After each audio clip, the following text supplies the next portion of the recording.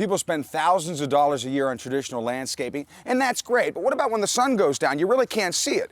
Do you ever think about spending a couple $1,000s on outdoor lighting so at night you can really show off your house in a spectacular fashion?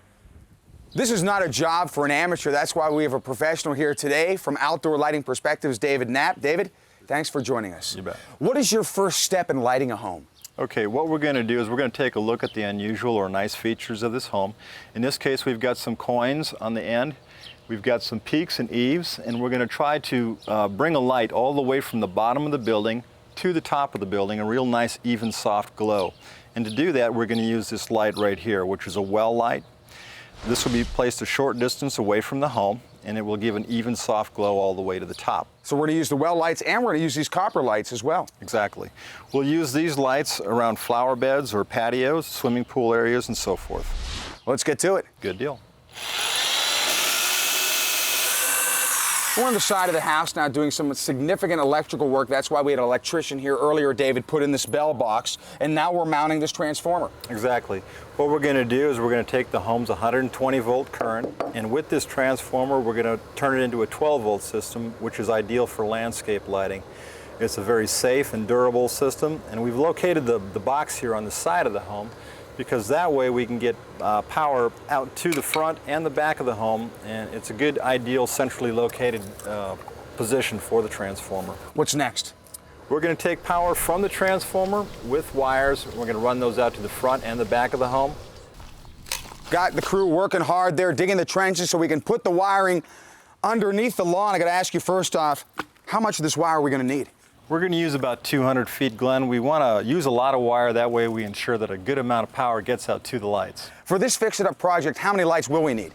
We're going to use 5 lights on the brickwork. We're going to put 2 lights on the trees, and then we're going to use 3 of those copper path lights to do the backyard. I know we're putting 5 of those lights in the flower bed very close to the windows, but you don't want direct light right on those windows. Exactly. We're going to place the light a short distance away from the window. That's going to ensure that the light gets up along the brick and doesn't go into the house. Now, when we're highlighting our landscape with lighting, we cannot forget, David, about the trees. Exactly, Glenn. What we're going to do here is we're going to place one of these well lights about 1 foot or 1.5 feet away from the tree. And why is that important? That's going to give a real even, soft glow all the way from the bottom of the trunk up along the trunk into the canopy of the tree.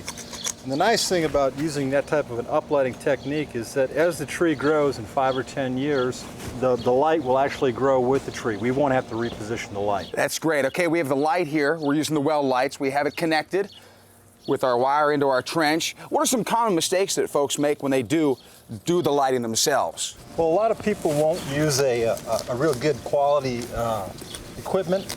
I always use a commercial transformer. We use 35-watt halogen bulbs. That gives about the perfect amount of light. It gives a real even glow. We don't want to make it look like a commercial building. On the other hand, we want enough light up there where it'll look great. Finally, we're lighting up the walkway here on the side of the house, David, for safety and for beauty because these copper lights are really nice. Well, thank you, Glenn. The reason why we choose a solid copper path light is not only that it looks good during the day, but it also really sheds real beautiful light at night. And the copper light is the most durable substance we've found for lighting. So you put the stake in, I'll put the light right in there, and of course it's important to note that we do have the wiring dug in about 4 inches down, so when you're doing some light gardening, you're not going to run right into the wire. David, this has been a great project. Thanks a lot. You bet. Thank you. About $2,000 with professional help, so it's not really that costly. Keeps your house safe at nighttime. Of course, lights keep burglars away.